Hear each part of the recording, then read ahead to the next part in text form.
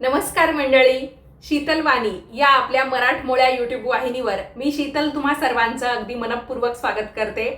आजचा आपला हा पहिला व्हिडिओ आहे। या पहिल्या व्हिडिओच्या माध्यमातून मी तुम्हाला रुद्राक्षाची अत्यंत महत्त्वपूर्ण अशी माहिती सांगणार आहे। धार्मिक ज्या काही पूजा अर्चा असतात, व्रतवैकल्य असतात, त्याच्यामध्ये रुद्राक्षाचा वापर हा मोठ्या प्रमाणावर केला जातो। तर सगळी काही माहिती ऐकण्यासाठी तुम्ही हा व्हिडिओ शेवटपर्यंत नक्की पहा। तुमच्यासाठी मी सर्व माहितीचे पॉइंट्स जे आहेत ते एकत्रित मांडून ठेवलेले आहेत। एक एक करून मी तुम्हाला सर्व माहिती सांगते। तर पुन्हा एकदा विनंती, व्हिडिओ शेवटपर्यंत नक्की पहा। तर बघा मंडळी, रुद्राक्ष म्हणजे एका झाडाचं फळ आहे। रुद्राक्षाचा वृक्ष केवढा असतो तर मध्यम उंचीचा असतो। रुद्राक्ष आपल्याला कुठे पाहायला मिळतात म्हणजे रुद्राक्षाची जी झाडं आहेत, वृक्ष आहेत, ती आपल्याला कुठे पाहायला मिळतील तर हिमालयामध्ये, तसेच नेपाळ, भूटान, केदारनाथ या ठिकाणी रुद्राक्षाचे जास्त प्रमाणामध्ये आपल्याला झाडं किंवा वृक्ष पाहायला मिळतात। खरं तर या झाडाला येणारी जी काही फळं असतात ना, त्यांना रुद्राक्ष म्हटलं जातं।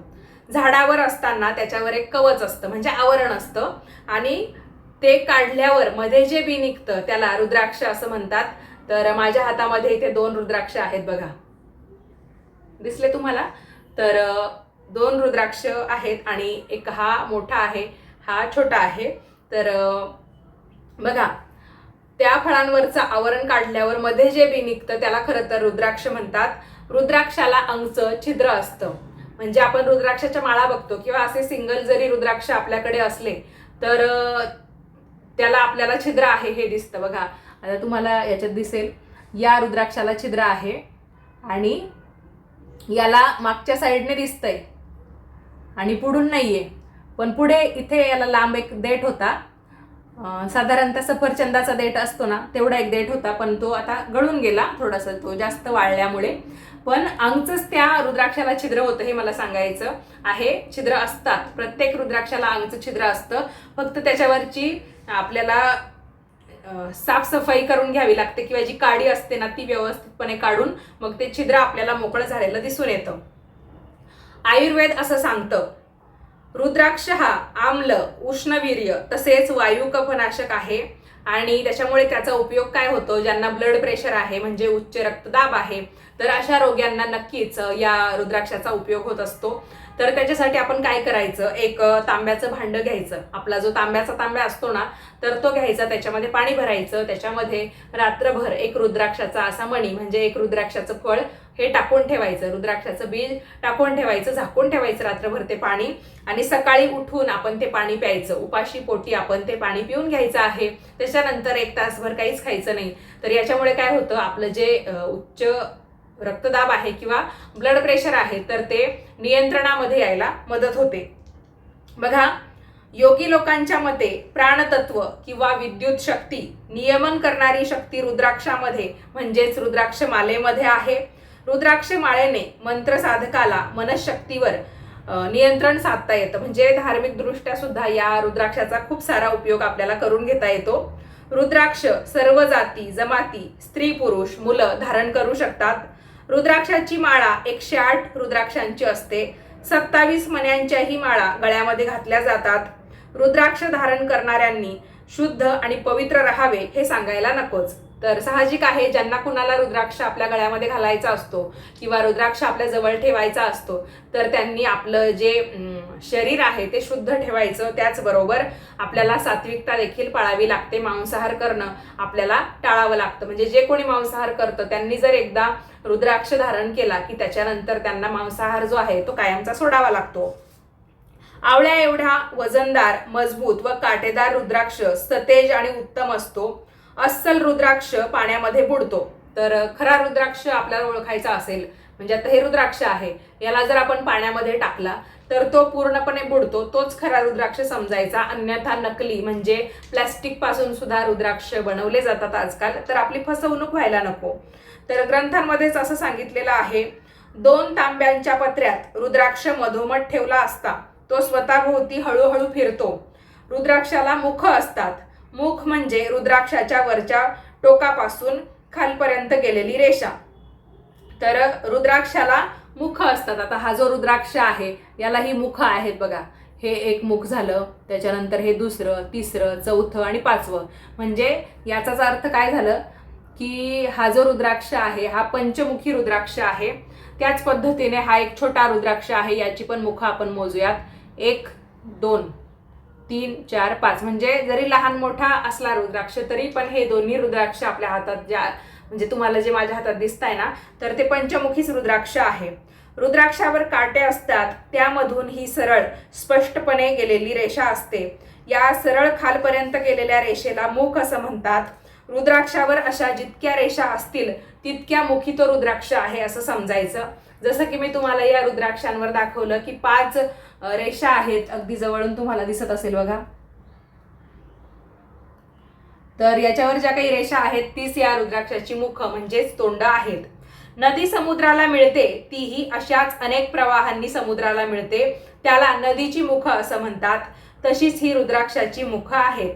सध्या मिळणारे रुद्राक्ष 1 ते 14 मुखांचे असतात आणि काही ग्रंथकारांच्या मते 1 3 5 9 13 मुखांचे रुद्राक्ष उत्तम समजले जातात. ज्या रुद्राक्षाच्या मुखावर अस्पष्ट असा शिवलिंगासारखा आकार असतो तो अत्यंत उत्तम रुद्राक्ष होय. 2 रुद्राक्ष एकमेकांना जोडलेले असतात त्यांना शिव पार्वती समजले जाते. एकमुखी रुद्राक्ष भुक्तिमुक्ती देणारा आहे. तो साक्षात शिवरूप असून त्याच्या दर्शनानेच पापे नाहीशी होतात. म्हणजे बघा, एकमुखी रुद्राक्ष हा किती महत्वाचा आहे आणि तो साक्षात शिवस्वरूप समजला जातो. जेथे या रुद्राक्षाचे पूजन होत असेल तेथून लक्ष्मी कधीही दूर जात नाही व तिथे कुठलाही उपद्रव होत नाही. 2 मुखी रुद्राक्षाला शंकर पार्वतीचे स्वरूप समजतात. हा रुद्राक्ष सर्व मनोकामना पूर्ण करणारा असतो. तसेच 3 मुखी रुद्राक्षाला अग्निरूप मानतात.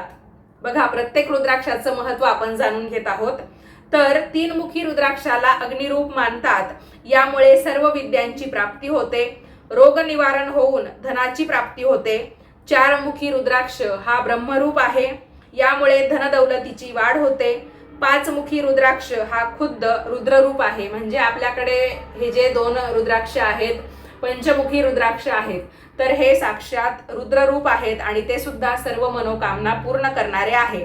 याच्यामुळे काय होतं, पापबुद्धी नाहीशी होऊन मनुष्य भक्ती मार्गाकडे वळतो. 6 मुखी रुद्राक्ष कार्तिकेय स्वरूपामध्ये आहे. तो उजव्या हातामध्ये आपण जर धारण केला तर विशेष फळ देतो. काहींच्या मते हा गणेश स्वरूप आहे आणि तो उजव्या हातामध्ये बांधला तर धन, विद्या आणि आरोग्य आपल्याला देतो.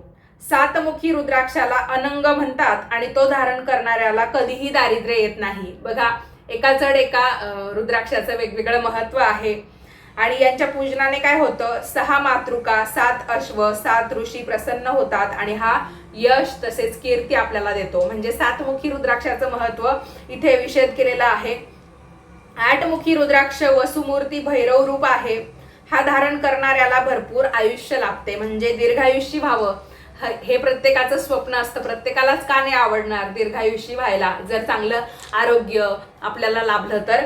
पण हा रुद्राक्ष 8 मुखी रुद्राक्ष हा भैरव रूप आहे आणि हा जर धारण केला तर दीर्घायुष्य होतो मनुष्य, अशी आख्यायिका किंवा धार्मिक मान्यता आहे. 9 मुखी रुद्राक्ष कपिल मुनी आहे आणि त्याची अधिष्ठात्री देवता दुर्गा माहेश्वरी आहे. हा रुद्राक्ष भक्तिपूर्वक डाव्या हातामध्ये धारण केला असता आपल्याला विशेष फळ देतो. काही लोक याला धर्मराज स्वरूप सुद्धा मानतात. तसेच दशमुखी म्हणजे 10 मुखी रुद्राक्ष जनार्दन देव आहे आणि तो धारण केला असता सर्व इच्छा सफल होतात. हा अंगावर धारण केल्यामुळे पिशाच असतील, ब्रह्मराक्षस असतील, सर्प असतील तर इत्यादींचं भय नाहीसं होतं. सर्व ग्रह अनुकूल होतात. वाईट ग्रहदशा असेल तर याचा चांगला उपयोग सुद्धा होतो. 11 मुखी रुद्राक्ष धारण करणारा रुद्ररूपी आहे आणि तो सर्वत्र विजयी होतो. याची मुख्य देवता इंद्र आहे. याच्या पूजनाने अश्वमेध यज्ञाचे पुण्य आपल्याला मिळते. तसेच 12 मुखी जो रुद्राक्ष असतो तो जर कोणी धारण केला तर तो आदित्य समान आहे, म्हणजे सूर्या समान आहे.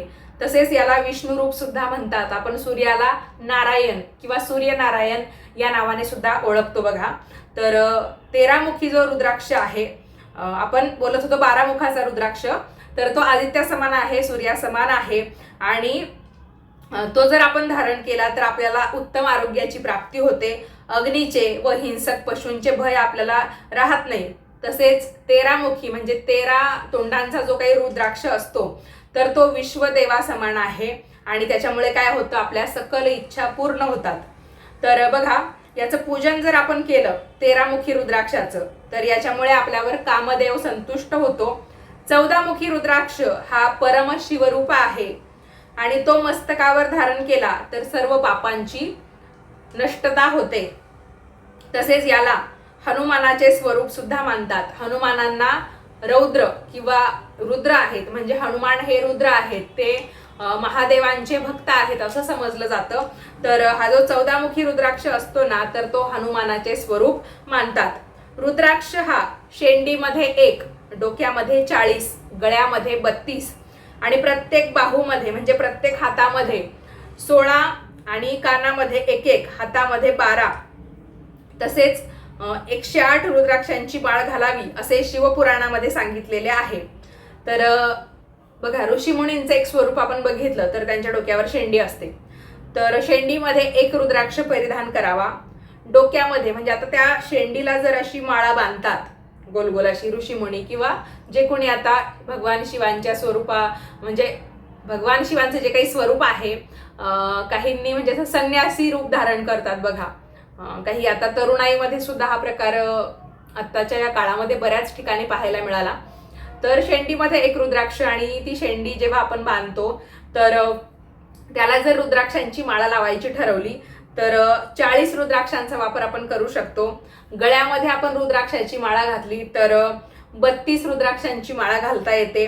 प्रत्येक बाहूमध्ये 16 म्हणजे बाहू म्हणजे बघा हे आपले हात, इथे सुद्धा रुद्राक्षांची माळा घालतात. तर 16 रुद्राक्षांची माळा आपल्याला घालता येते. कानामध्ये 1 म्हणजे आता कानातले जर आपण रुद्राक्षांचे घालायचे ठरवले तर आपल्याला 1 रुद्राक्ष असलेलं कानातलं घालता येईल. त्याचबरोबर हातामध्ये म्हणजे इथे जर मनगटावर आपण रुद्राक्षांची माळा घातली तर 12 आपल्याला रुद्राक्षांची माळा घालता येते. तसेच 108 रुद्राक्षांची माळा गळ्यात घालता येते असे शिवपुराणामध्ये सांगितलेले आहे.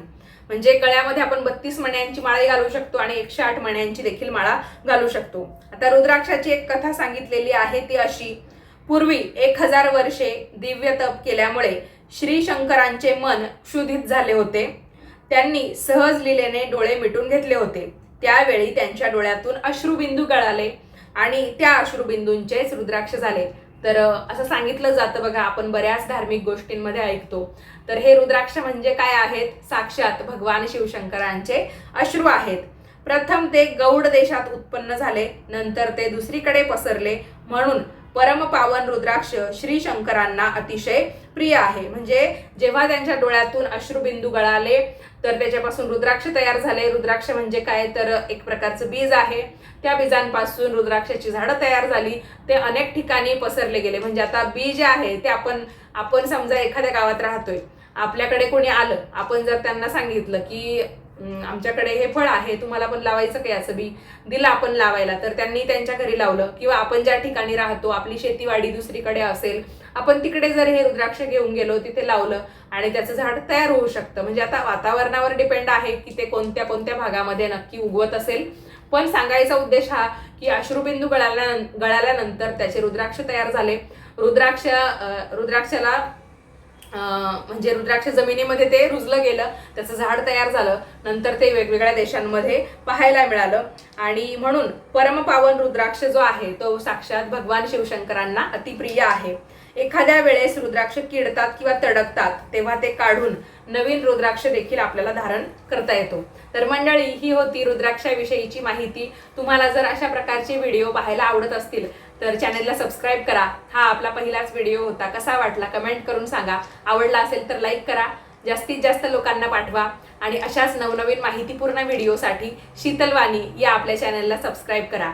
वेळात वेळ काढून हा व्हिडिओ तुम्ही शेवटपर्यंत पाहिला त्यासाठी तुम्हा सर्वांचे खूप खूप धन्यवाद. ओम नमः शिवाय.